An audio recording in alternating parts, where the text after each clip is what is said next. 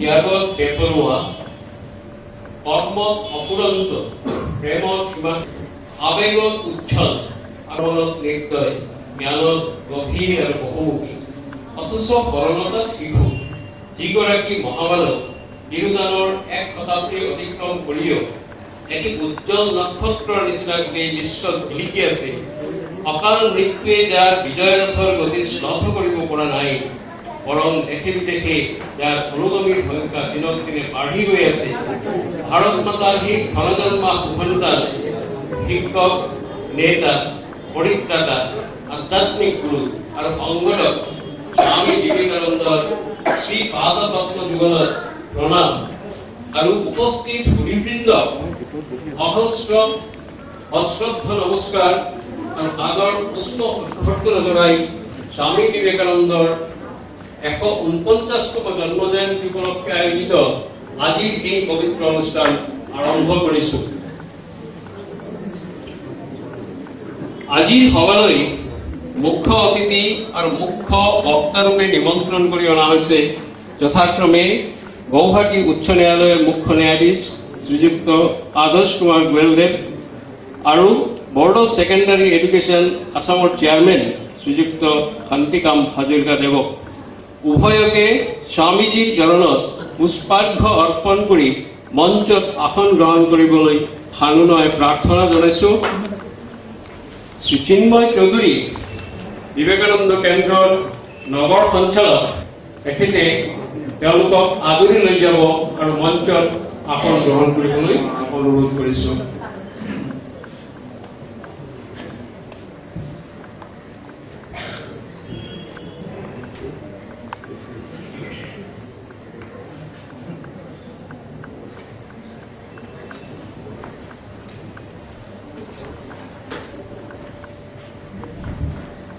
এতিয়া মংগলাচৰণ পৰিৱেশন কৰিব বিবেকানন্দ কেন্দ্ৰৰ কাৰ্যকৰ্তা শ্ৰী প্ৰজ্ঞান মেধিয়ে।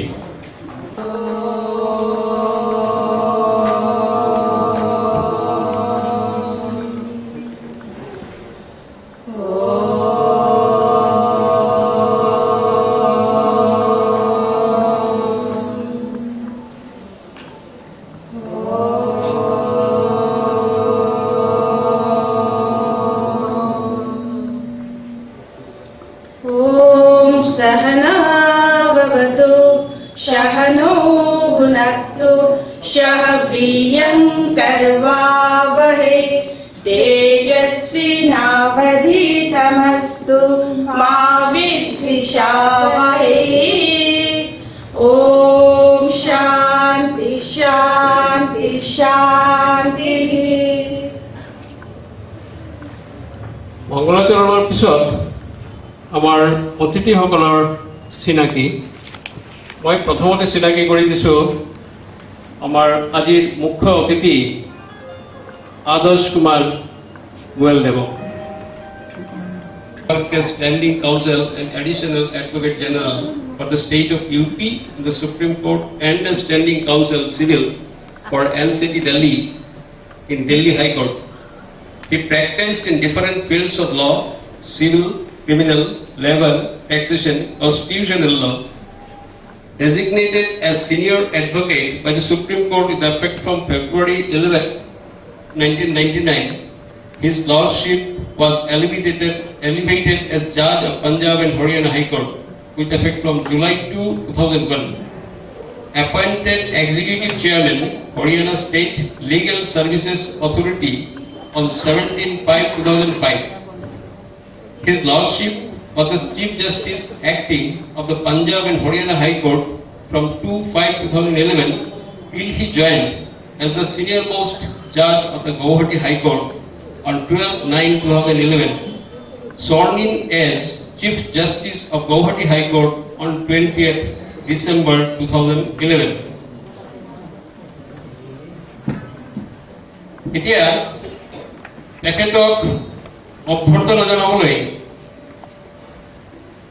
বিবেকানন্দ কেন্দ্ৰৰ কাৰ্যকৰ্তা শ্ৰী চঞ্চল দে মহোদয়ক মই অনুৰোধ কৰিছোঁ তেখেতক সহায় কৰিব সুশ্ৰী হৃদি জোনাক।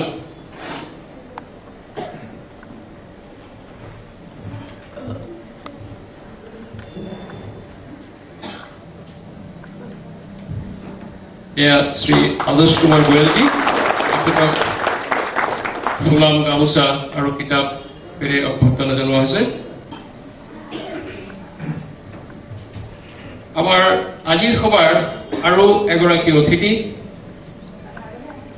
আজিৰ নিৰ্দিষ্ট বক্তা শ্ৰী শান্তিকাম হাজৰিকাদেৱ। তেখেত BE Electronics from BITS Pilani, PGDM from IIM Ahmedabad. Present engagement, Chairman Board of Secondary Education Assam. Earlier experience, Senior Executive Oil India Limited, Duliajan, Assam.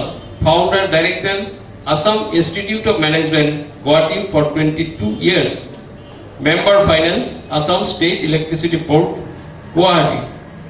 Other current appointments, Member Management Council, Biburwa Cancer Institute, Director Federation of Industries of NECL Final, Member Assam State Council and NE Council, CII, Member Executive Council, Guwahati, Dibrugarh and Kokrajhar Universities, Director Assam State Electronics Development Corporation, Amtol. Ex-Director Independent Hindustan Copper Limited, Ex-Director Independent Northeastern Power Corporation Limited, Ex-Chairman Guwahati Stock Exchange Limited, Ex-Chairman Guwahati Management Association. তেখেতক অভ্যৰ্থনা জনাবলৈ মই শ্ৰী চিন্ময় চৌধুৰী দেৱক অনুৰোধ কৰিছোঁ। তেখেতক সহায় কৰিব সুশ্ৰী দীপা ডেকা।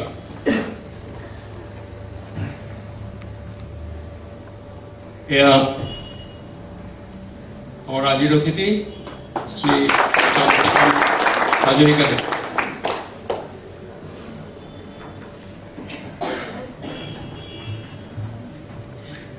নৰেন্দ্ৰনাথ দত্তই 23 বছৰ বয়সত শ্ৰীৰামকৃষ্ণ পৰমহংসৰ পৰা দীক্ষা গ্ৰহণ কৰে। সন্ন্যাস জীৱনৰ তেওঁৰ প্ৰথম নাম আছিল বিপি দিশানন্দ। কিছুদিনৰ পিছত তেওঁৰ নাম হয় সচ্চিদানন্দ আৰু পিছলৈ বিবেকানন্দ ৰূপত তেওঁ বিশ্বজয়ী হ'ল। তেখেত মাত্ৰ 39 বছৰ 5 মাহ 24 দিন জীৱিত আছিল। এই নাতিদীৰ্ঘ সময়তেই ভাৰতবৰ্ষক জগত সভাৰ শ্ৰেষ্ঠ আসনত উপৱেশন কৰাইছিল। মহাপ্ৰস্থানৰ মাত্ৰ 2 দিন আগতে অৰ্থাৎ 2 জুলাই 1902 চনত তেখেতে কৈছিল, এই বেলুৰত যে আধ্যাত্মিক শক্তিৰ ক্ৰিয়া আৰম্ভ হৈছে ই 1500 বছৰ ধৰি চলি থাকিব আৰু এটি বিৰাট বিশ্ববিদ্যালয়ৰ ৰূপ ল'ব। বন্ধুসকল, আমি উপলব্ধি কৰিব পাৰিছোঁ এই দ্ৰষ্টাৰ ভৱিষ্যৎবাণী ধ্ৰুৱ সত্য। আজি আমিও তেখেতৰ অসীম জ্ঞান ভাণ্ডাৰৰ একণ সংগ্ৰহ কৰিবলৈ ইয়াত সমবেত হৈছোঁহি। আজিৰ সভাত আদৰণি ভাষণ প্ৰদান কৰিবলৈ শ্ৰী চিন্ময় চৌধুৰী ডাঙৰীয়াক অনুৰোধ জনাইছোঁ। শ্ৰী চিন্ময় চৌধুৰী, তেখেত বিবেকানন্দ কেন্দ্ৰৰ নগৰ সঞ্চালক।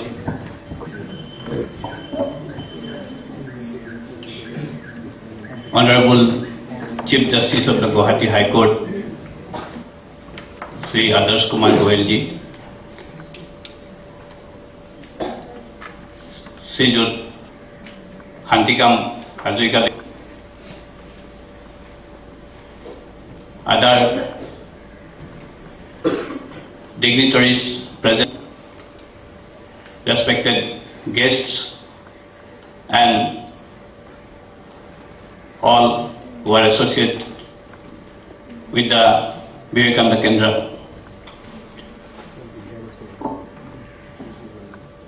Today this meeting is organized as a part of celebration of birthday of Vivekananda Kendra, Vivekananda, Swami Vivekananda, who was born on 12th of January 1863, and his 149th birthday falls on 12th January 2012. Since it was decided to celebrate the 150th birth anniversary as a centenary celebration, 150 years celebration with year-long program, Swami Vivekananda, during his time, realized that somehow the people in India forgot their own past glory. They became weak, they became timid, and to rejuvenate the youth, he gave a rousing call to the nation and tried to make them remember their past glory, past heritage.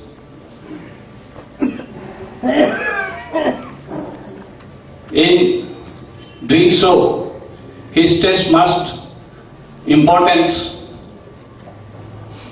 on the strength of the youth.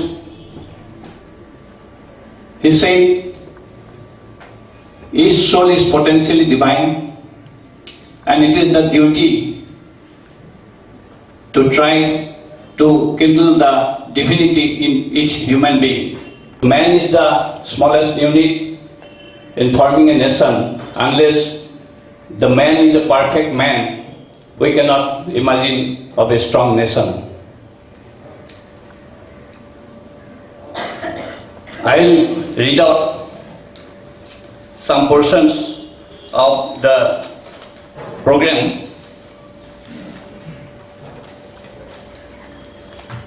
Some new ideas are given where programs are chalked out in this manner that during the one-year program, different competitions will be organized, like Pathanatya or group song competitions amongst youths.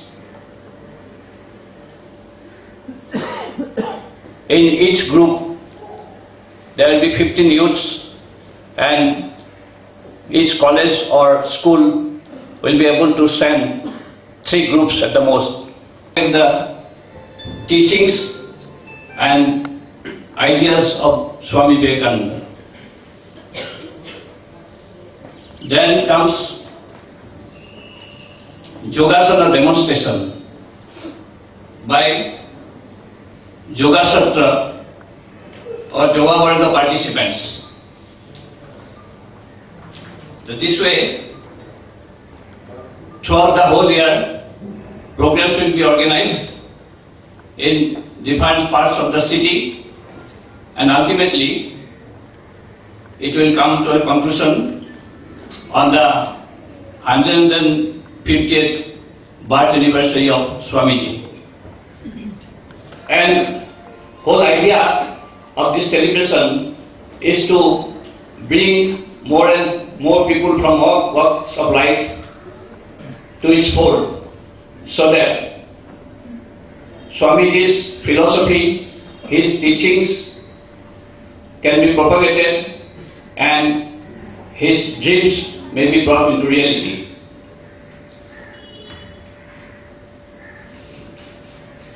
What Swamiji said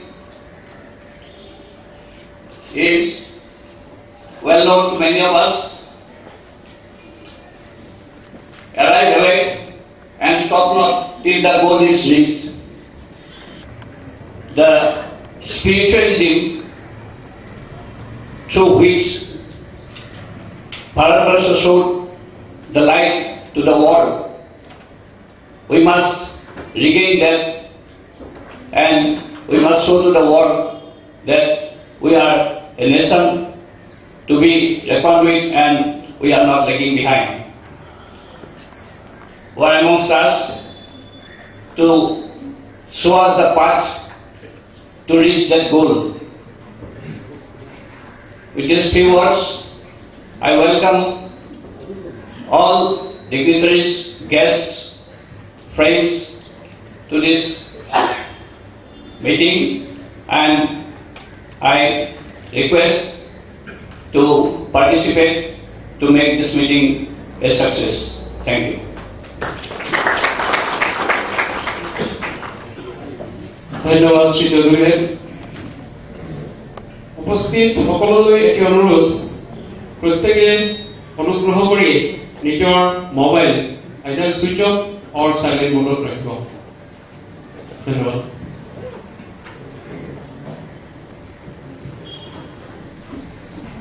ভগিনী নিবেদিতা এবাৰ প্ৰশ্ন কৰা হৈছিল, শ্ৰী ৰামকৃষ্ণ আৰু স্বামী বিবেকানন্দৰ মাজত পাৰ্থক্য হ'ল। তেওঁ উত্তৰ দিছিল, অতীতৰ 5000 বছৰ ভাৰতবৰ্ষই যি ভাবিছে তাৰেই প্ৰতীক শ্ৰী ৰামকৃষ্ণ, আৰু অহা 1500 বছৰ ভাৰতবৰ্ষই যি ভাবিব তাৰেই অগ্ৰিম প্ৰতিনিধি স্বামী বিবেকানন্দ। 2013 চনত এই মহান দ্ৰষ্টাৰ জন্মৰ 150 বছৰ পূৰ্ণ হ'ব। সেই উপলক্ষে বিবেকানন্দ কেন্দ্ৰই কিছুমান কাম হাতত লৈছে, ইতিমধ্যে আপোনালোকে শুনিছে শ্ৰী চৌধুৰীদেৱৰ পৰা। তাৰে এটি আৱাস দাঙি ধৰিবলৈ বিবেকানন্দ কেন্দ্ৰৰ নগৰ সংগঠক সুশ্ৰী प्रियंका गुप्ता महोदय मैं अनुरोध करूँ। इस वर्ष स्वामी विवेकानंद की 149वीं जयंती मना रहा है और सिर्फ केंद्र कन्याकुमारी ही नहीं, पूरा भारत को मना रहा है। स्वामी विवेकानंद ने एक बहुत सुंदर लाइन बोली थी, और वो भी तब जब वो कन्याकुमारी पहुंचे हमारे देश के उस अंतिम छोर पे, और वहां पहुंचकर जो उनको रियलाइज हुआ, जो उन्होंने भारत का भविष्य देखा, उसको देखने के बाद में वो अपने शिष्य को लिखते हैं। एक्चुअली आला सिंगा पेरुमल जो उनके शिष्य थे उनको उन्होंने लिखा है, न मैं भविष्य में देखता हूं न देखने की चिंता करता हूं, किंतु एक दृश्य मैं अपने सामने चलचित्र की तरह चलता हुआ देख पा रहा हूं, और वो ऐसा है कि भारत माता पुनः जाग रही है।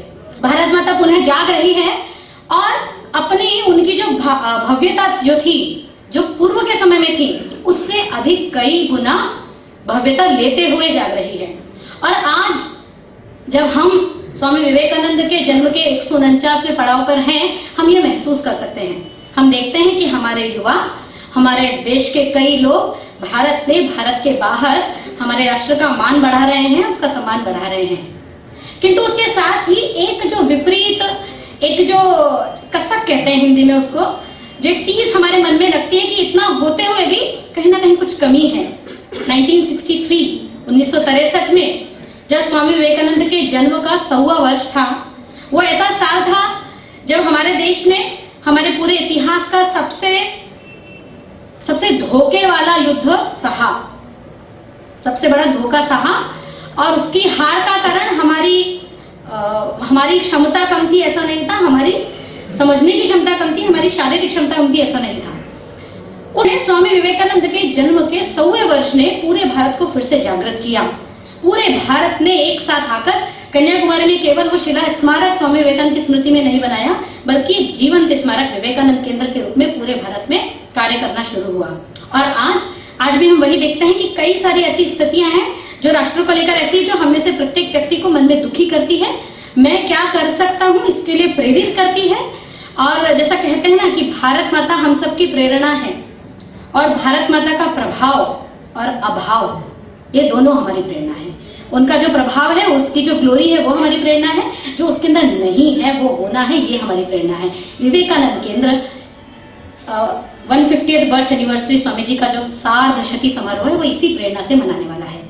5 सेगमेंट जो पूरे समाज को एकत्रित करते हैं, जो पूरे समाज को एक लाते हैं, हार्मोनी जिसे हम कहते हैं, समरसता लाते हैं, वो जो 5 सेगमेंट है हमारे पूरे समाज के माताएं, जिसे केंद्र ने संवर्धिनी इस नाम से लिया है। प्रबुद्ध वर्ग जो प्रभावशाली है, प्रबुद्ध भारत इस नाम से केंद्र ने उसको लिया है। युवा शक्ति जो कि एक्चुअली काम करने वाली है इस पूरी 150th बर्थ एनिवर्सरी में। ग्रामायण गांवों में जाकर काम करना, उसके लिए हमारे लोगों को तैयार करना। और 5वां है अस्मिता, जनजातियों के बीच में उनकी जो फेथ है उसको लेकर काम करना। ऐसे 5 आयाम समाज के केंद्र ने अपन ने तय किए हैं, जिसके मध्य में केंद्र पूरे साल भर में काम करेगा। इन 5 क्षेत्रों में स्वामी विवेकानंद के साहित्य के माध्यम से, और उसमें भी वो साहित्य अधिक से अधिक लोकल लैंग्वेज में आए, हमारे प्रत्येक क्षेत्र की भाषा में आए। जैसे इवन अभी अपन जो प्रयास कर रहे हैं, मैंने अपने असम में जो भी प्रयास चल रहा है कि हमारे बोडो जनजाति जो है, या हमारी जो जनजाति उनकी भाषा में भी कम से कम एक जीवनी स्वामी विवेकानंद की हो, वो अभी अपना प्रयास चल रहा है। तो ऐसे प्रत्येक स्थानीय भाषा में साहित्य का अधिक से अधिक पहले प्रकाशन और बाद में उन तक पहुंचाना, विक्रय हो। इन 5 सेगमेंट में ये माध्यम है। दूसरा माध्यम है युवा, प्रत्येक सेगमेंट में युवाओं के माध्यम से कार्य हो। और तीसरा माध्यम है अधिक से अधिक अच्छे काम करने वाले जो लोग हैं, जिनके मन में ये शुभ विचार है और शुभ शक्ति है, वो जो ऐसे लोग हैं हम साथ में आए। हम ऑलरेडी किसी संगठन के माध्यम से काम कर रहे हैं, या मैं इंडिविजुअली बहुत अच्छा सोचता हूं और करना चाहता हूं, ऐसे जैसे भी लोग हैं, संगठन है, छोटी छोटी समितियां हैं, माने राष्ट्रीय संगठनों से लेकर हमारे यहाँ पर जो छोटी पूजा समितियां होती हैं, ऐसी प्रत्येक समितियां, प्रत्येक शुभ कार्य करने वाले जो लोग हैं वो साथ में आए और इस पूरे सार्धशती के आयोजन को सब लोग साथ में करें। क्योंकि विवेकानंद तो किसी की मोनोपोली नहीं है, यह नाम तो राष्ट्र का बल्कि विश्व का नाम है। तो इसीलिए केंद्र ने ऐसा सोचा है कि सारे जो शुभ शक्तियां हैं वो इस नाम के माध्यम से ये 2 वर्ष साथ में आकर कार्य करें और 150th बर्थ एनिवर्सरी सार्धशती समारोह स्वामी विवेकानंद का मनाएं। इसके अंतर्गत जो पूर्व तैयारी अभी अपन ने शुरू की है, उसके अंतर्गत एक तो अधिक से अधिक संगठनों को साथ में आना, तो उसके लिए केंद्र ने ऐसा सोचा है कि पूरी एक डायरेक्टरी बनाएंगे, पूरे भारत में राष्ट्रीय संगठन से लेकर लोकल तक, अपने गली मोहल्ले तक के जो छोटे छोटे काम करने वाले, अच्छे काम करने वाले लोग हैं, उनकी एक डायरेक्टरी तैयार हो। कम से कम कोई एक जगह पे ये सारा डॉक्यूमेंटेशन हो कि कितने ऐसे लोग हैं जो इस प्रकार के काम में लगे हैं। तो ऐसी एक डायरेक्टरी बनना कार्यकर्ताओं के माध्यम से भी शुरू हुआ है और फिर धीरे धीरे उनकी कुछ बैठकें लेते हुए हम अपने लोकल लेवल पे, हमारे गुवाहाटी में हम क्या कर सकते हैं, इस प्रकार की प्लानिंग प्रारंभ हुई है। मुख्य उद्देश्य इस पूरे विषय को लेते हुए, जहां इस प्रकार के शुभ कार्य करने के प्रति उदासीनता है, वहां उसका स्वीकार शुरू हो, हम इस प्रकार से कार्य करें।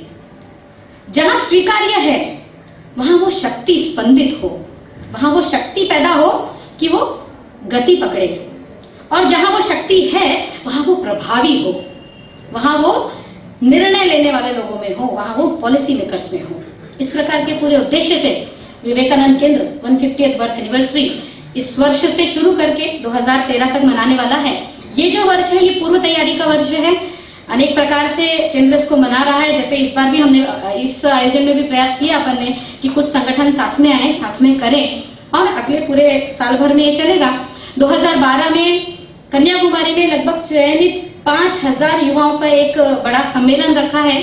वो 5000 युवा ऐसे केवल आए हुए युवा नहीं होंगे, वो प्रत्येक जगह से चयनित युवा होंगे जो वहां पर 5 दिन के शिविर में उस प्रकार का एक प्रशिक्षण लेंगे और आगे आके पूरे 2013 के जो पूरा वर्ष है उसमें इन पूरी गतिविधियों को संचालित करेंगे। ऐसे इग्नाइटेड 5000 युवा 2012 के दिसंबर में कन्याकुमारी पहुंचेंगे। उसके बाद में अगले पूरे वर्ष भर हमको सबको धूमधाम से स्वामी विवेकानंद का, भारत माता के सपूत का जन्मदिवस मनाना है। धन्यवाद। भारत जागिब, निश्चय जागिब, किंतु केतिया आमी स्वामीजीर उक्तिर परा चाওঁ, then only will India awake when hundreds of large-hearted men and women giving up all desires of enjoying the luxuries of life will long and exert themselves to their utmost for the well-being of the millions of their countrymen. Train up a band of fiery young men, put your fire in them and gradually increase the organization, letting it widen and widen its circle.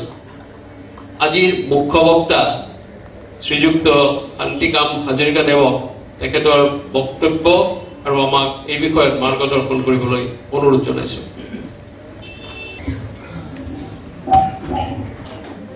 Honorable His Lordship Justice Goel, Shri Chaudhary and other members of the Vivekananda Kendra, distinguished ladies and gentlemen, I indeed feel very very humbled and at the same time honored to be invited as the chief speaker on this 149th birth anniversary celebration of Swami Vivekananda, and that too in a distinguished presence of such eminent luminaries, I think whose very presence is enough to lend an aura of intellectual and spiritual grandeur to any assemblage.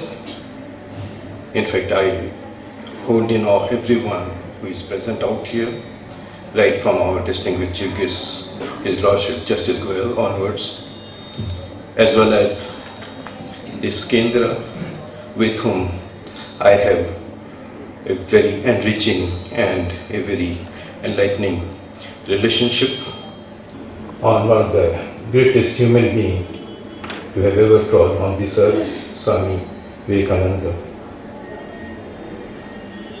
I am indeed grateful to those who felt it worthwhile to bestow such an honor to an unworthy like me, and I bow my head to this august gathering. At the outset, I would seek your forgiveness for any shortcoming on my part as I try to extol the legacies of this giant of a man, of this great son of India. As I was thinking of preparing for facing a gathering like this, I was just looking and I picked up a very recent influential publication. It was Ramchandra Guha's Makers of Modern India. And I was surprised to see that the name of Swami Vivekananda was missing from that list. In the preface, Ramchandra Guha says that he did not include Swami Vivekananda because he, that is Guha, regards Swami Vivekananda as a spiritualist representing a muscular brand of Hinduism whose influence has passed. And mind you, Ramchandra Guha is one of the leading intellectuals of contemporary India. Process basically feels or thinks about Swamiji.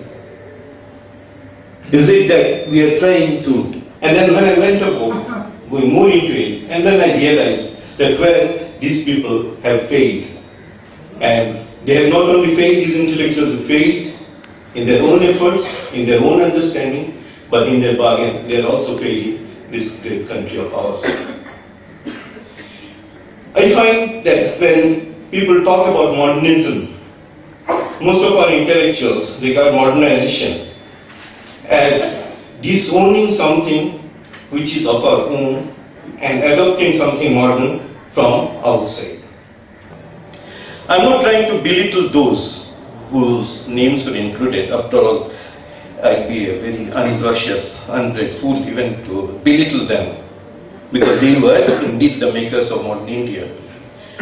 But I personally feel that a person like Swami Vivekananda, and of course I would like to also include Mahatma Gandhi with him, they were not the makers, but they were basically the builders of modern India. And I think this is a very subtle difference which I feel it is very necessary to be made. Those who made India, which includes people who contributed to our freedom, they basically polished, they basically adopted, they basically thought that modernism, India, if it has to really grow, it has to rise, it has to adopt ideas, views from the West and basically inculcate them into our own system. Something which should have been able to proceed, that why this country, in spite of foreign domination for such a long period of time, in spite of being a fragmented entity, managed to retain its character, its culture, its spiritual independence. I think it is very essential for us to realize that when I say that he was a builder, unfortunately he was not there when the nation really required him. But we had makers who, apart from just getting our political independence, decided to retain all the systems that were part of our colonial heritage, including our education system. We somehow never had confidence, those people never had confidence in their own thinking, their own culture, their own heritage, their own systems. And that's why, by retaining everything that was written in our system, I find that today we find ourselves in a situation 60 years after independence that the systems which are mostly alien to us do not serve our needs, our actual needs, do not serve the people right in remote villages, do not serve the people who still remain downtrodden. That's why I personally feel, whether we follow Swamiji or not, Swami Vivekananda's legacy would remain here forever. Whenever we shall feel threatened by our own whims, whenever we shall feel let down by our own systems, we will have to go back to Swami Vivekananda. We will have to take courage from what he said. We will have to be inspired by his sayings, by him, by his own doings. The institutions that he built, the organizations he has left behind, the organizations which have been built up on his ideals, will have to carry his legacy, and will have to even remain alert to serve the nation when the nation will feel their need. As it was said, it was so appropriate that on his 100th birth anniversary, we were recovering from the inglorious defeat we suffered in the hand of our neighbors, and how it has put the whole developing process by years together. I'm just going to marvel at this person. He, as a human being, who was born 150 years ago. And I'm still going to marvel at this person for what he was able to achieve in his brief lifetime. Just imagine, more than 100 years ago, to be exact, 11 September 1893, a young man, built like an athlete, muscular, hardly 30 years of age, relatively unknown, coming from India, whose name in the world at that time must have been having mostly negative connotations. Standing in front of the gathering of world's religious leaders at Chicago and saying, "Sisters and brothers of America, it fills my heart with joy unspeakable to rise in response to the warm and cordial welcome which you have given us. I thank you in the name of the ancient order of the monks of the world. I thank you in the name of Mother of Religions. I thank you in the name of millions and millions of Hindu people of all classes and sects." Just imagine the courage that this person must have had, the self-confidence with which he was imbued, the pride that he had in his origin and his heritage. And what erudition, what style of presentation, what a way, in fact, to start a public lecture. It shows what a great communicator he was. And I think this is something which attributes, communication is one of the biggest attributes of a person, of a leader. And how in these few simple words, in the few opening lines, he was able to expound the cornerstone of Hindu philosophy, that is Vasudhaiva Kutumbakam. And that's what I feel, that today when we are looking for icons, our youths don't need any better icon than Swami Vivekananda. I think he was a complete man in all sense. And as a person with some management background, I can unhesitatingly say that he embodied what one looks for in a leader. And as a person, what he extolled was what leaders are supposed to do. In fact, both my sons are in the armed forces, and they would have said easily that he had what is called all officer-like qualities. I think this is what our leaders, the people who want to lead us, people who basically strive, who people try to sort of say all sorts of things, I wish they all had the same, courage, the same conviction. And this is, I think, what differentiates a person of Swami Vivekananda's eminence from others, in the sense that everybody could feel the courage of conviction that he had, the belief that he had in himself, which not many leaders can today project. Here I also feel the need to recall Swami Vivekananda's impact on Indian industry, in fact. The boat that took him to North America in 1893 also had another passenger. He was Jamshedji Tata. Jamshedji Tata was going to North America to look for equipment, to build a steel plant, which was to lay the industrial foundation of India. Coincidentally, they met.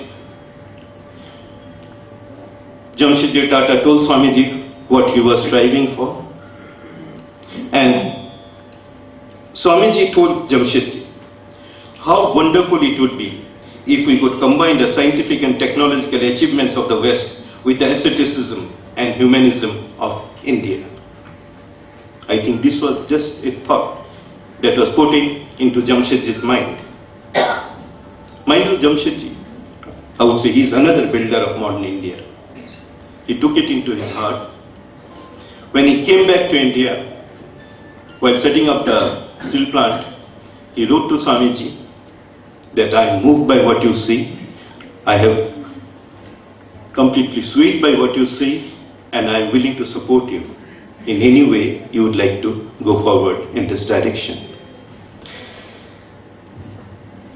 Swamiji sent Sister Nivedita to Jamshedji, and they drew up a comprehensive plan in this direction.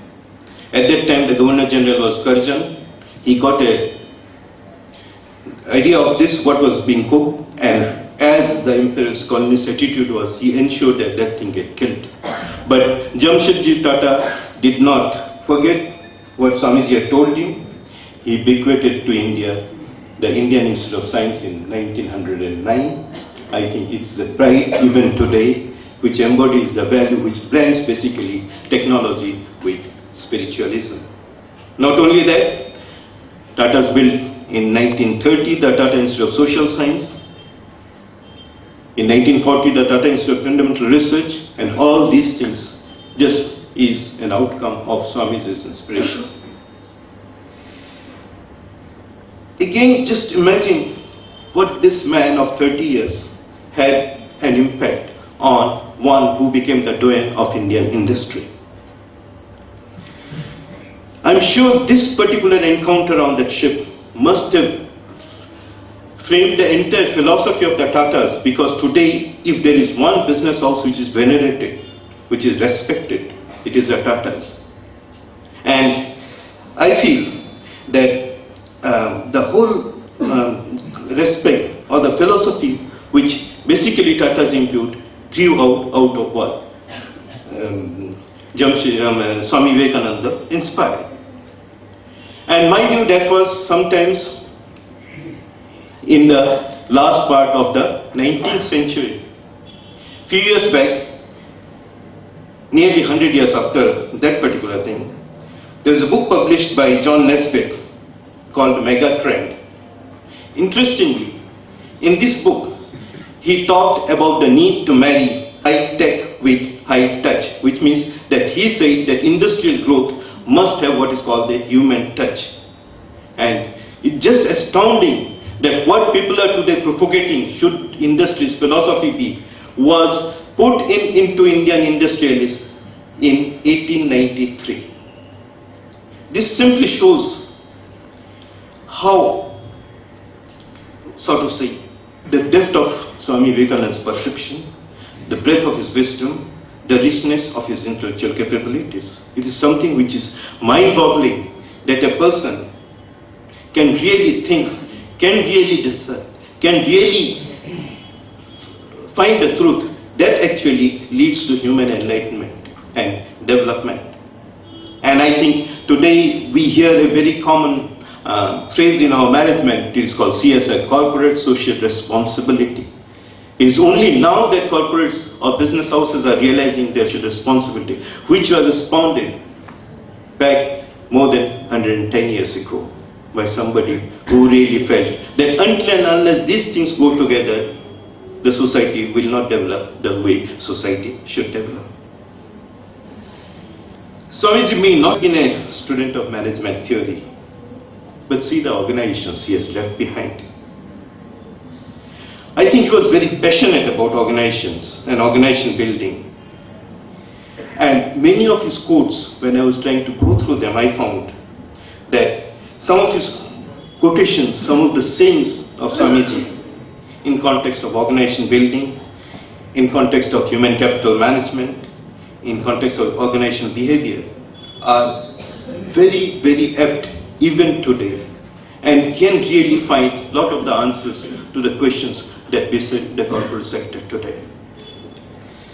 I was just speaking of one particular aspect, that generally whenever an organization is in trouble, the organization looks for solutions, and the people who try to provide them solutions, they generally try to ask the organization to define what their focus is on, and can they remain focused on what they want to do. And this, when we say that we want organizations to stay focused on what they want to do, I just tried to fish out a quotation of Swamiji more than 100 years ago, where he said, take up one idea, make that one idea your life, think of it, dream of it, live on idea, let the brain, muscles, nerves, every part of your body be full of that idea, and just leave every other idea alone. This is the way to success. I don't think there can be anything more erudite than this about what we call singleness of purpose. And this is, I think, what organizations ought to follow instead of trying to do too many things at the same time and not being able to attain anything in one particular time. Another things we talk in management is the aspect of motivation. The aspect what we call generally attitude. It was sometime in 1930s that Harvard Business School for the first time discovered that it is people's attitude, it's people's level of motivation. It is the behavioral aspect which basically determines a person's effectiveness as a worker. And then again, when you go back to Swamiji, again we go back to 110 years. 60 years before what Harvard Business found out. And what did Swamiji say? He said, it is our own mental attitude which makes this world what it is for us. Our thought makes us things beautiful, our thought makes things ugly. The whole world is in our own mind. Learn to see things in the proper light. First, believe in this world that there is meaning behind everything. Everything in the world is good, is holy and beautiful.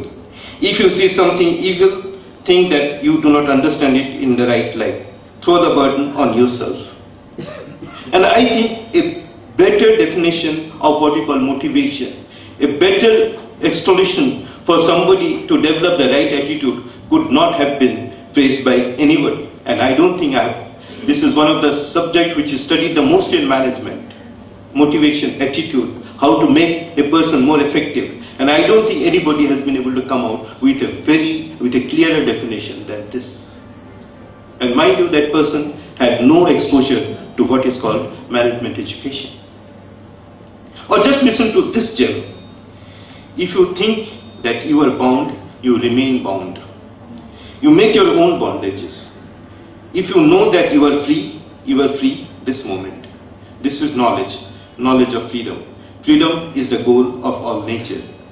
These are very simple, very simply worded gems, which if we can inculcate, and I think this is what one of the things Swamiji was propagating all the time, that try to understand yourself, you have the richness in you.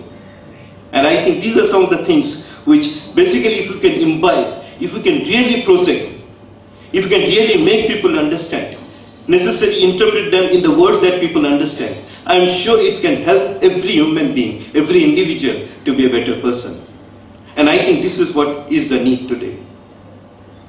We define today management as the optimal use of available resources in an effective manner on a sustainable basis. And what did Swami Vivekananda say? He said, we want the greatest possible good work, permanent from the least outlay. From the lowest amount of resources, we want the greatest possible good, and we want it on a continuous basis. That is the basic definition of management. You must try to think out original ideas, else the whole thing will tumble to pieces. This is what we call today innovation. We say that if we cannot innovate, we just cannot survive. The big, however small it may be, what is going to be the outcome of that? That should be our concern, to be focused on the results.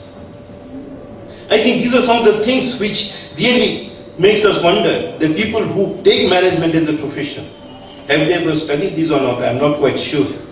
But really, do we need anything else to know if we really want to do something which is meaningful? And that's why I've always felt that Swami Vivekananda's teachings must be an essential part of any management programs. And I feel proud that in my previous role as the director of the Assam Institute of Management, from the very inception, we decided to associate ourselves with this Vivekananda Kendra in our curriculum.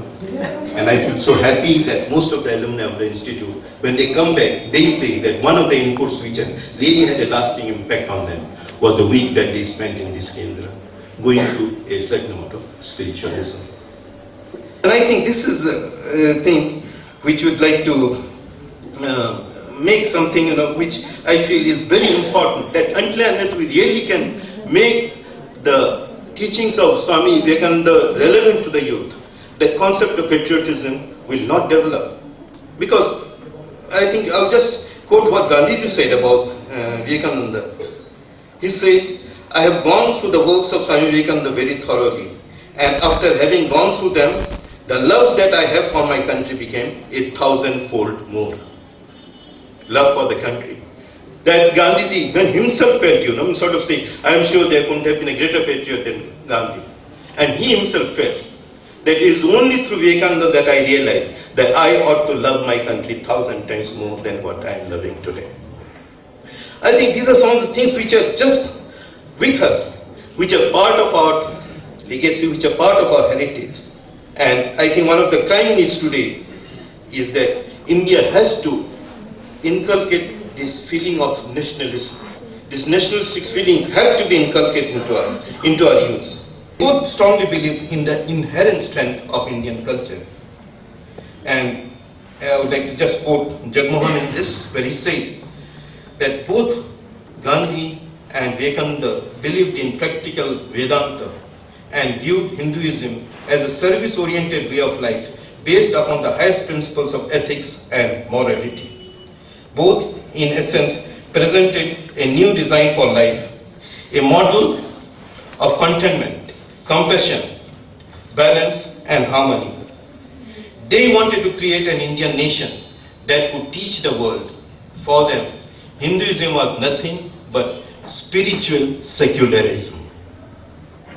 Both Swami Vivekananda and Mahatma Gandhi relentlessly struggled to remove the barriers that divided our society and castigated those who tended to sow the seeds of division within society. While they extolled the virtues of Indian culture and religion, they never tried to sandpaper the societal aberrations or never became apologists. In fact, they never hesitated to call a spade about their own religion. And I think this is again one aspect of Swami Vivekananda that has not been adequately highlighted, that like other social reformers, he also has equal space, equal place amongst them. And it's just so that he had a very short life, and I am sure, sort of saying, if he would have lived longer, his contribution in this direction would have been much more. And I think this is again, in today's context, is so pertinent.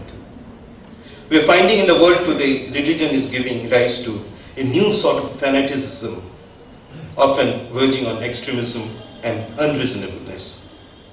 And there is a crying need for proper interpretation of religion.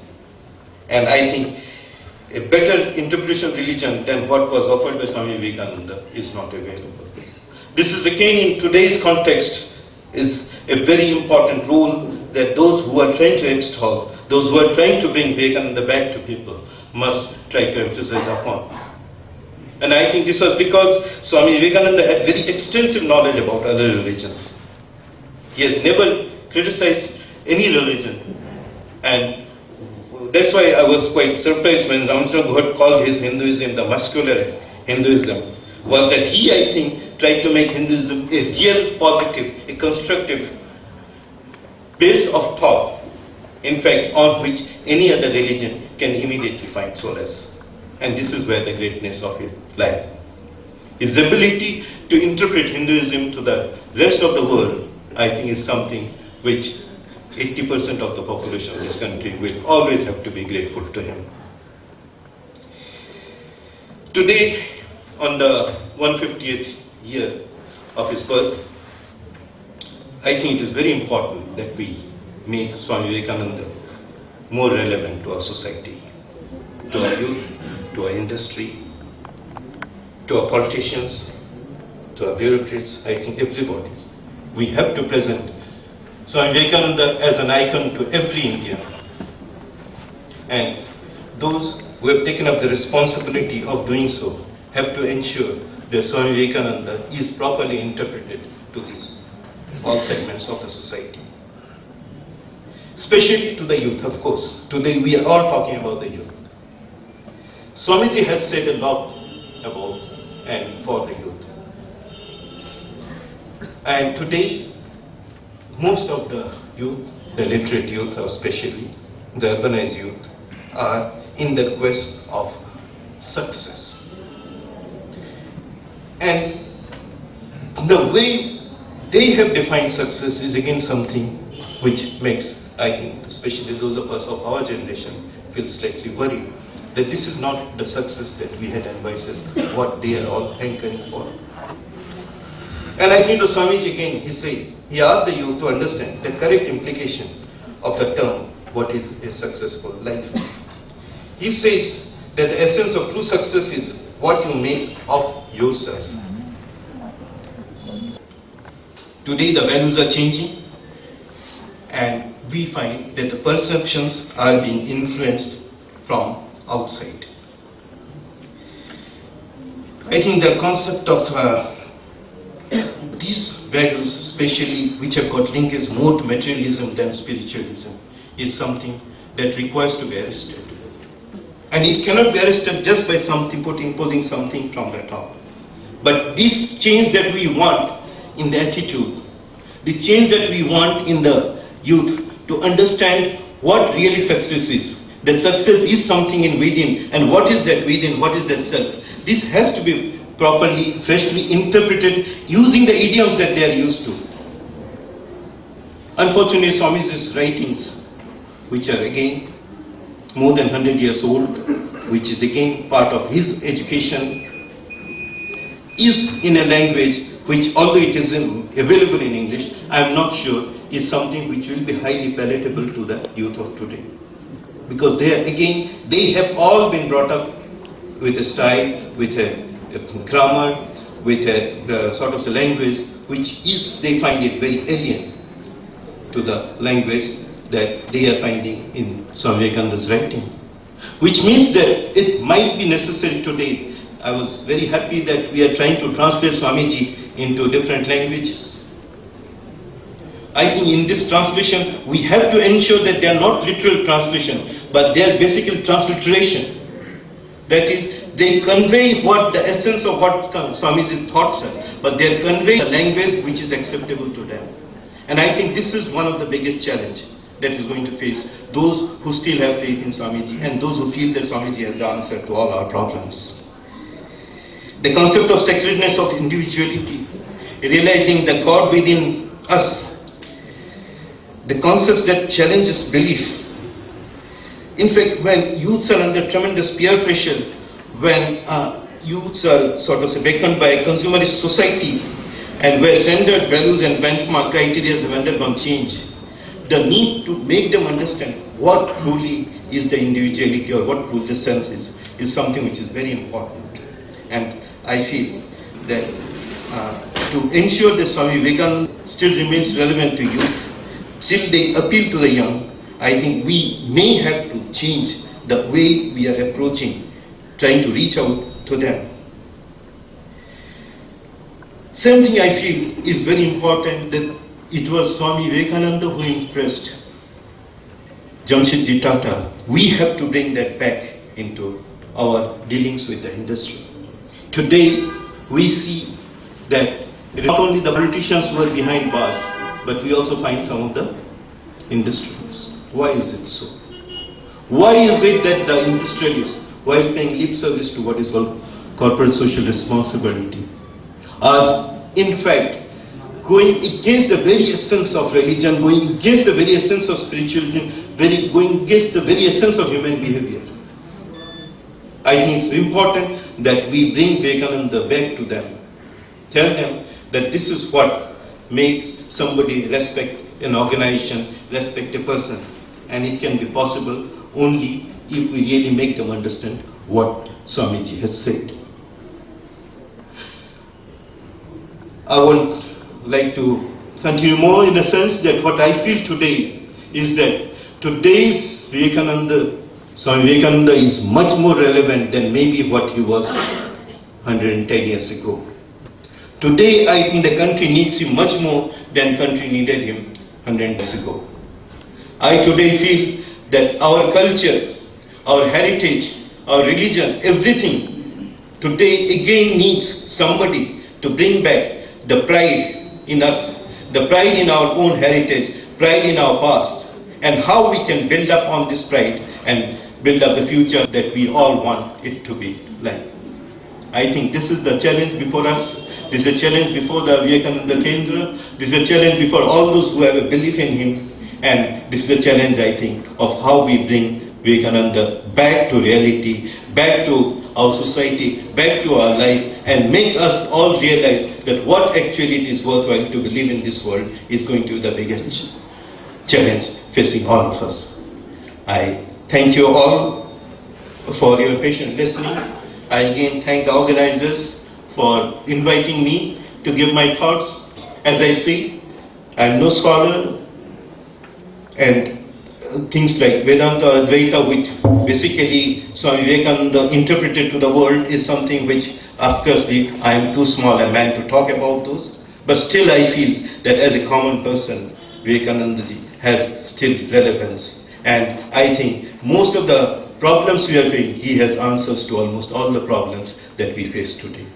May God bless this country of ours. Thank you.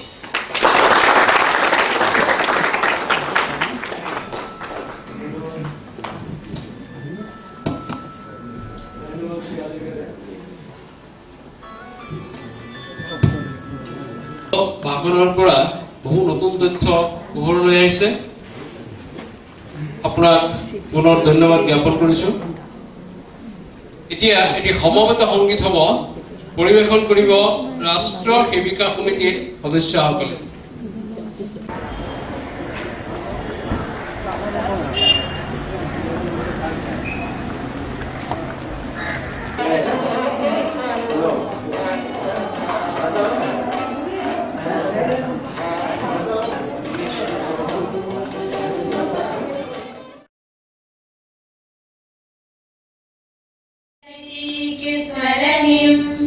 माटी हमें चंदन, माटी हमारी पूजा, माटी हमारा बंधन।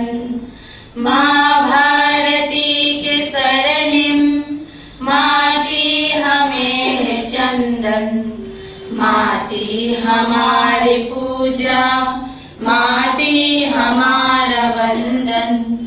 वे धन्य है जो जन्मे इस पावनी धरा पर, सुखदायिनी धरा पर, बलदायिनी धरा पर।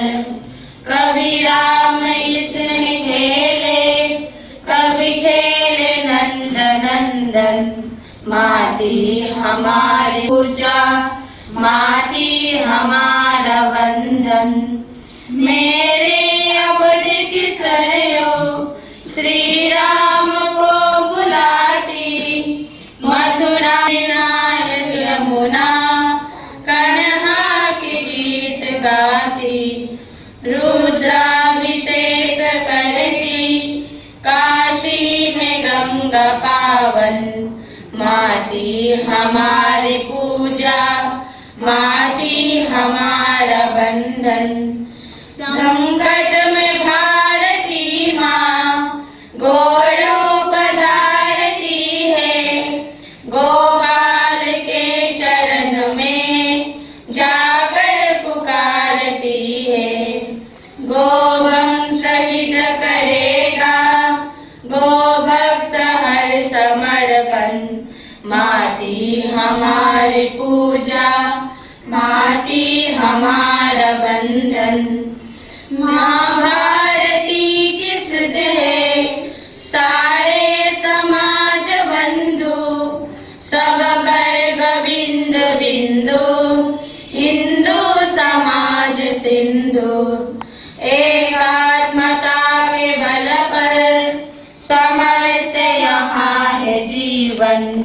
माटी हमारी पूजा, माटी हमारा बंधन।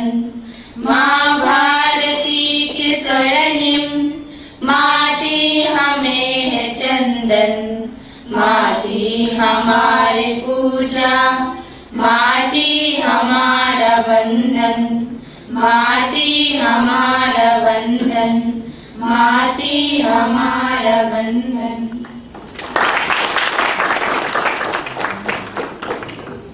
এই সুন্দৰ দেশভক্তিমূলক গীতটোৱে আমাক আপ্লুত কৰিছে। দলৰ সকলোকে অজস্ৰ ধন্যবাদ আৰু অভিনন্দন জনাইছো। ভাৰতবৰ্ষই বিশ্বৰ সকলোৰে বাবে জ্ঞানৰ ভাণ্ডাৰ খুলি দিছিল। স্বামী বিবেকানন্দই কৈছিল, if there is any land on the earth that can lay claim to be the blessed Punya Bhumi, the land where humanity has attained its highest towards gentleness, towards generosity, towards purity, towards calmness, above all, the land of introspection and of spirituality. It is India. As I look back upon the history of my country, I don't find in the whole world another country which has done so much for the improvement of human mind. Therefore, I have no words for addition for my nation. I tell them, you have done well, only try to do better. आज के इस महती सभा की मुख्य अतिथि आदरणीय मुख्य न्यायाधीश श्री आदर्श कुमार गोयल महोदय को आज की विषय पर प्रकाश डालने के लिए मैं विनम्र प्रार्थना करता हूं। आदरणीय श्री शांतिकम हजारिका जी, आज के कार्यक्रम के मुख्य वक्ता श्री चिन्मय चौधरी, स्वामी विवेकानंद जयंती समारोह के सभी कार्यकर्ता, स्वामी विवेकानंद के से प्रेरित जीवन वाले सभी उपस्थित देवियों व सज्जनों, मेरा ये सौभाग्य है आज के इस कार्यक्रम में मुझे उपस्थित रहने का अवसर आपने प्रदान किया। इसके लिए मैं आपका धन्यवाद देता हूं। माननीय श्री शांतिकम हजारिका जी ने अभी आपके सामने स्वामी विवेकानंद के सब विचार और उनके विचारों की आज के जीवन में प्रासंगिकता के बारे में बहुत ही विस्तार से आपके सामने और प्रभावी ढंग से प्रस्तुत किया है।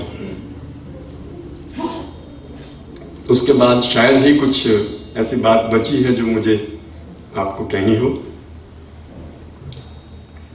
जैसा कि भी आपके सामने बताया गया, आज हम स्वामी विवेकानंद जी का 149वां जन्म दिवस के उपलक्ष्य में हम बातचीत कर रहे हैं।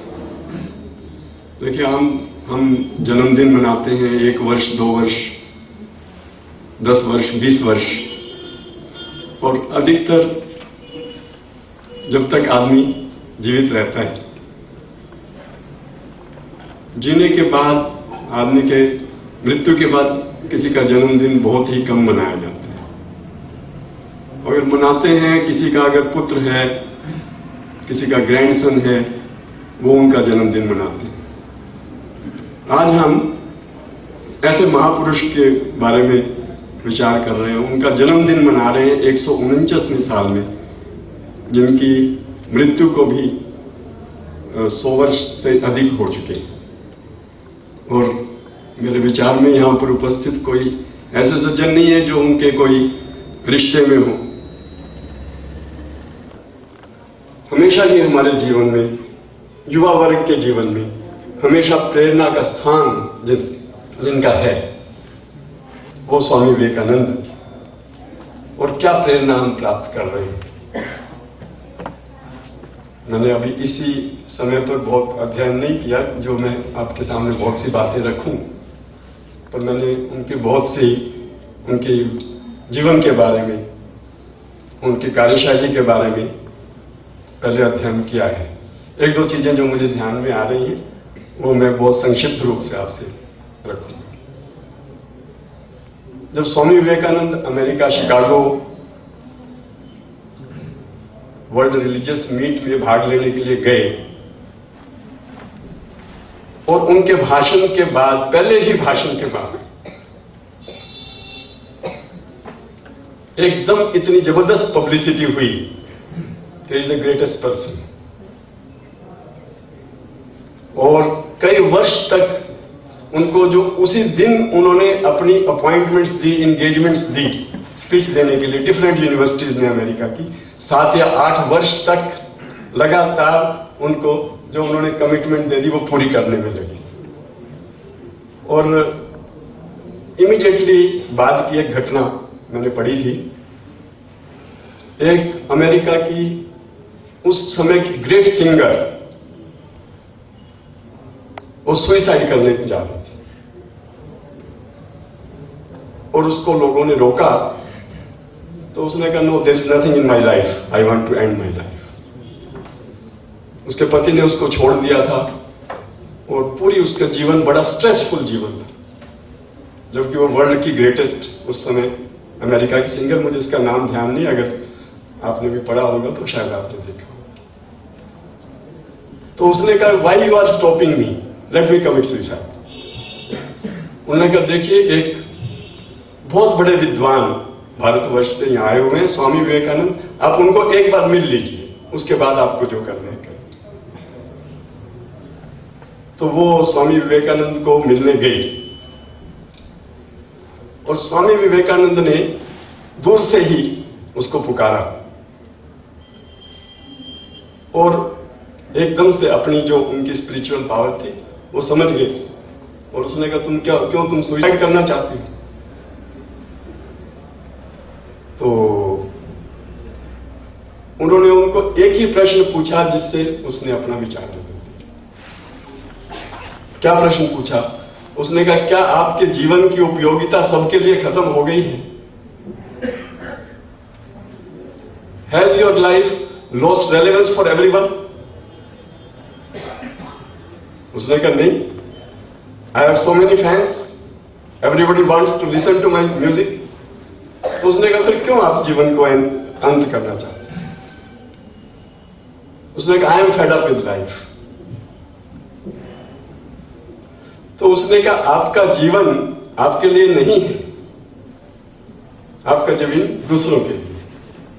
If you have that thought in mind then you don't have to end the life. And she accepted it and she change the idea of committing suicide and continue to serve people. और स्वामी विवेकानंद जी को उसने कहा जो मेरे पास धन है मैं आपको दे देना चाहती हूं ताकि आप इसको लोगों के वेलफेयर के लिए उसका उपयोग कर सकें। अभी आपके सामने महात्मा गांधी और स्वामी विवेकानंद की बात कर रहे थे। महात्मा गांधी की जीवनी में मैंने पढ़ा था कि उन्होंने जो विवेकानंद की पब्लिसिटी हुई, उनके जीवन के विचार उस समय के समाचार पत्रों में उन्होंने पढ़े, तो he had a great desire to meet Swami जी।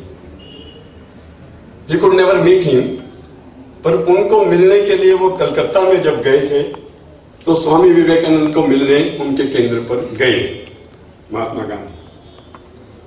वो स्वामी विवेकानंद को नहीं मिल पाए, लेकिन वो सिस्टर निवेदिता को मिले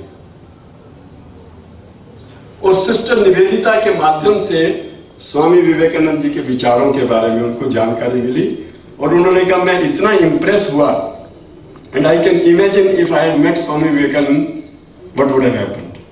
that's what he wrote about it. अभी आपने पढ़कर बताया कि कितना मेरा कई गुना मेरा विचार स्वामी विवेकानंद से इंप्रेस हुआ और I became patriot many times more. आज का जो क्यों उन्होंने ऐसा कहा, पैट्रियटिज्म की बात क्यों कही और पर क्या उनकी कंट्रीब्यूशन थी, मैं 2-3 सेंटेंसेस में आपके सामने रखना चाहता हूं जो मैं समझ पाया। उन्होंने कहा ठीक है, अमेरिका बहुत ग्रेट है, पर वेस्ट को देखकर, वेस्ट हमारे सामने में, भारतवर्ष के सामने में वेस्ट बहुत छोटा है। हमारी जो कल्चर है हजारों वर्ष पूर्व, वो बहुत महान है और वही केवल विश्व को रास्ता दिखा सकती है, जबकि हम गुलाम हैं, जबकि हम इकोनॉमिक पावर नहीं है, हम मिलिट्री पावर नहीं है, क्योंकि उन्होंने अपने अध्ययन के माध्यम से, अपनी भक्ति के माध्यम से उन्होंने इस बात को समझा कि भारतवर्ष की विशेषता क्या है। भारतवर्ष की विशेषता, भारतवर्ष में जीवन दर्शन क्या है जो विश्व को रास्ता दिखा सकता है। वो जीवन दर्शन यही है कि हमारा जीवन दूसरों के लिए उपयोगी। यह थॉट नहीं है विश्व में। टेक्नोलॉजी है, मटेरियलिज्म है, प्रोडक्शन है, इंडस्ट्री है, वेपन्स हैं, पर क्यों ग्लोबलाइज करते हैं, क्यों इंडिया में आकर मार्केट बनाना चाहते हैं, यहां से क्या लूट सकते हैं, कितना प्रॉफिट हो सकता है, कितना more profit we can earn. India के साथ एग्रीमेंट करके हम अपना प्रभाव कैसे बढ़ा सकते हैं, पॉलिटिकली विश्व पर राज कैसे कर सकते हैं। This is not the thought in the Indian culture. Indian culture में क्या थॉट है कि हम विश्व का कल्याण कैसे कर सकते हैं। अल्टीमेटली अगर विश्व के ऊपर प्रभाव कर सकते हैं, विश्व को अगर दिशा दे सकते हैं, तो यही विचार दे सकते हैं कि विश्व का कल्याण हम कैसे कर सकते हैं, अपने जीवन को दूसरों के लिए उपयोगी कैसे बना सकते हैं।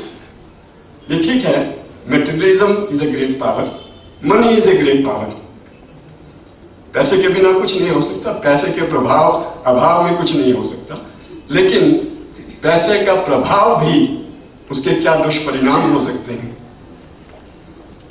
ये एक स्वामी विवेकानंद ने एनालाइज किया कि केवल आप अपने लिए अगर जी रहे हैं, आप कितना भी कमाएंगे, कितना भी आपके पास होगा, उससे आपको खुशी नहीं मिलेगी। Then about the religious thought,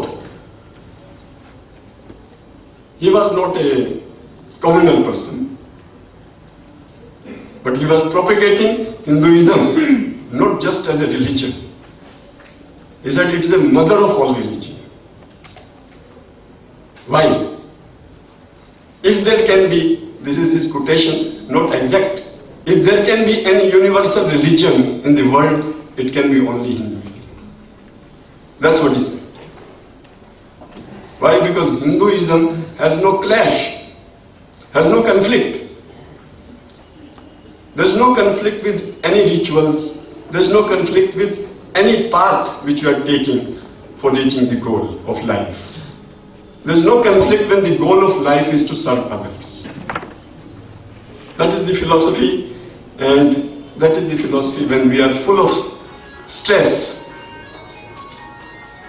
There is no scope for stress. You should live a happy life. Live life for others, that's a happy life. That is the principles of Gita which he propounded. That is the Karma Yoga which he propounded. That's what can bring happiness, the control of senses. Materialism has its own importance, but ethics, the spiritualism, the development of the inner self. आज हम development की बात कर रहे हैं. We have had lot of development. We may have set up hundreds of factories, we may have roads, we may have bridges, but have we dwelt ourselves? That is the inner self. If we dwell our inner self, that is the ultimate. No doubt the development has value, development has importance, but it is the development of the inner self. And I have also seen, as a lawyer or as a judge, the great relevance of Swami Vivekananda to the administration of justice.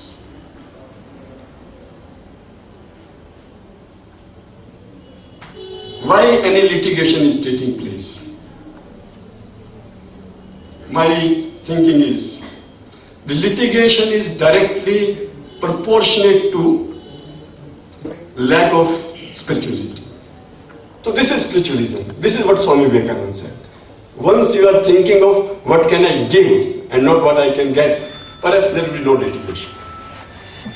So it is the spiritualism or it's the message of Swami Vivekananda which alone can result in development of individual, development of the society, and I congratulate the organizers for organizing this program, and I wish you all success. Thank you.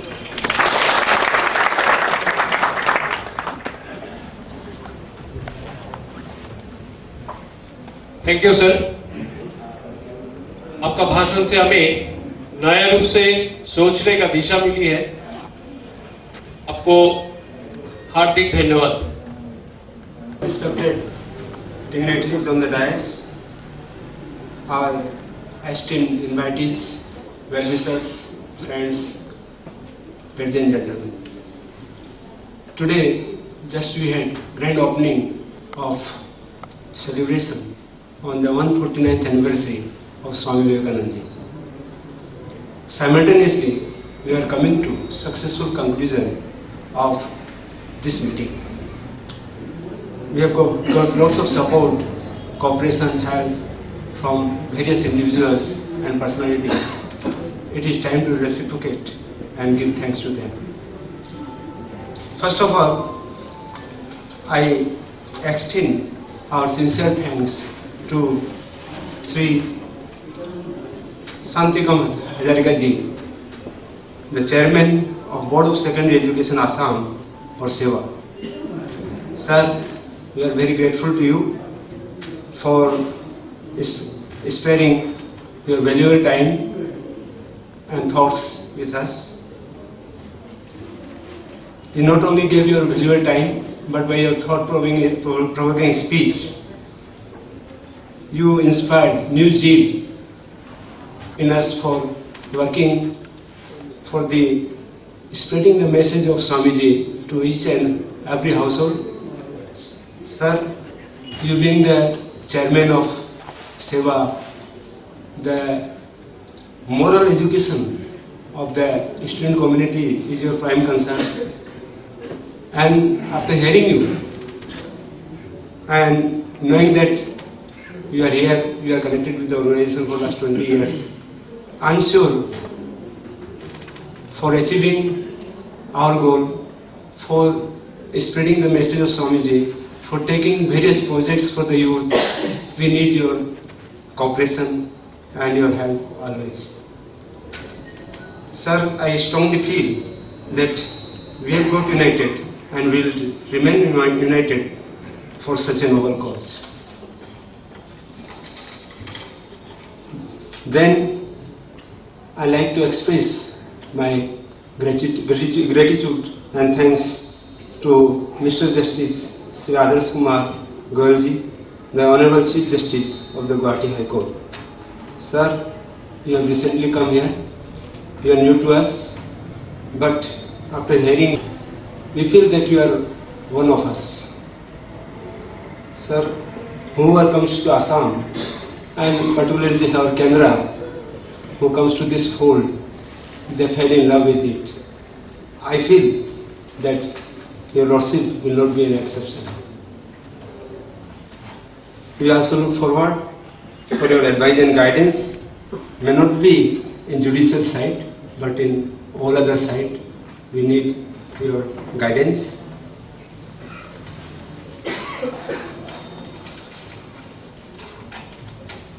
As you know, in every Indian, especially the youth, Swamiji is a source of inspiration to them. He reminds us to feel proud of our culture, heritage. Accordingly, it is our endeavor to invite all different organizations, like-minded organizations, for celebration of this 149th birth anniversary of Swamiji. To all our invitees, esteemed invitees, well-wishers and friends, I say only this much, that by coming here, responding to our request, you not only honored us, but also made this meeting a grand success. Thank you very much. Thank you all. দুটা ঘোষণা আছে। অহা 12 জানুৱাৰী ৰাতিপুৱা 6:30 বজাত চামদাৰী ফিল্ডত সূৰ্য নমস্কাৰ সামূহিক সূৰ্য নমস্কাৰৰ ব্যৱস্থা ৰাখিছে বিবেকানন্দ কেন্দ্ৰই। সকলো ৰাইজক তাত নিমন্ত্ৰণ কৰা হৈছে। As a mark of 12 January এই প্ৰগ্ৰামটো ৰখা হৈছে। আচলতে বিবেকানন্দৰ জন্ম 12 জানুৱাৰী, আজি কিবা এটা সুবিধাৰ কাৰণে ইয়াত কৰা হৈছে। আৰু পৰৱৰ্তী ঘোষণা কাৰ্যক্ৰম শেষ হোৱাৰ পিছত, মিটিং শেষ হোৱাৰ পিছত চাহৰ ব্যৱস্থা ৰখা হৈছে। কেন্দ্ৰৰ কাৰ্যকৰ্তাসকলে সকলোকে তাত চাহৰ কাৰণে নিমন্ত্ৰণ জনাইছে। ইয়াৰ পিছত শান্তি মন্ত্ৰ পাঠ আৰু বন্দে মাতৰম গীতটিৰে আজিৰ সভাৰ সামৰণি পৰিব। মন্ত্ৰ আৰু গীত পৰিৱেশন কৰিব কেন্দ্ৰৰ কাৰ্যকৰ্তা শ্ৰী সুমিত।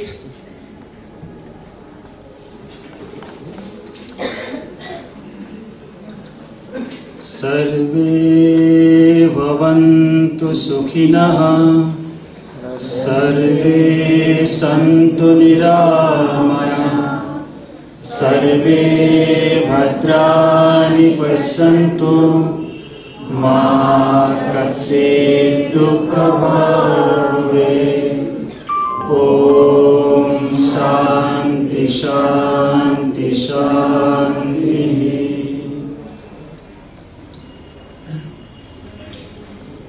वन्दे मातरम्, वन्दे मातरम्। सुजलां सुफलां मलयजा शीतलां श्यामलां मातरम्। वन्दे मातरम्। शुभ्रजोत्स्ना पुलकितयामिनी, फुल्लकुसुमिता ध्रुवदलशोभिनी,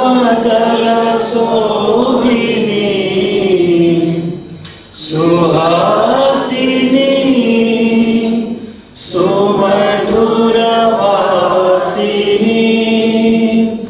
सुखदा वरदा मातरम्। वन्दे मातरम्। कोटि कोटि कंठ कलकलनिनाद कराए, कोटि कोटि भुजै धृत कर करवाले, केवले तुमी अवले। बहुबलधारिणी नमामि तारिणी, रिपुदलवारिणी मातरम्। वन्दे मातरम्।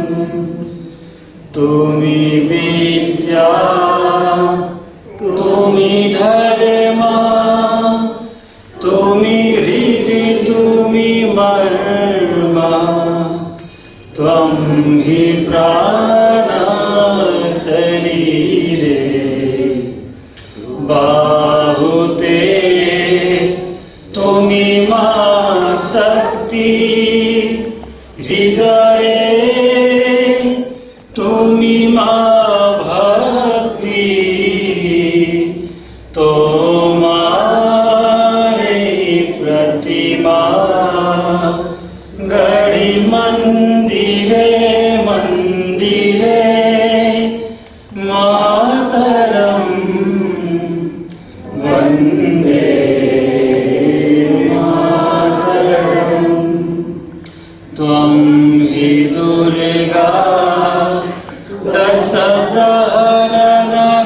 प्रहरणधारिणी कमला कमलदल विहारिणी वाणी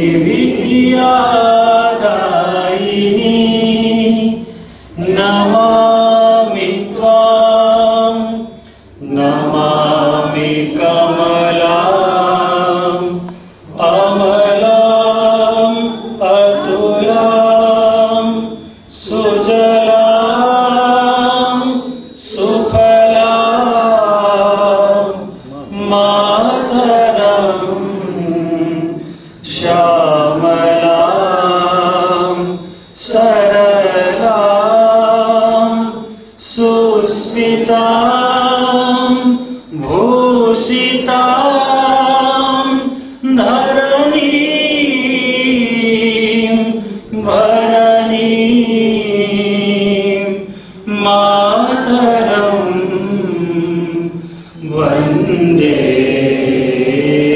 मातरम् वन्दे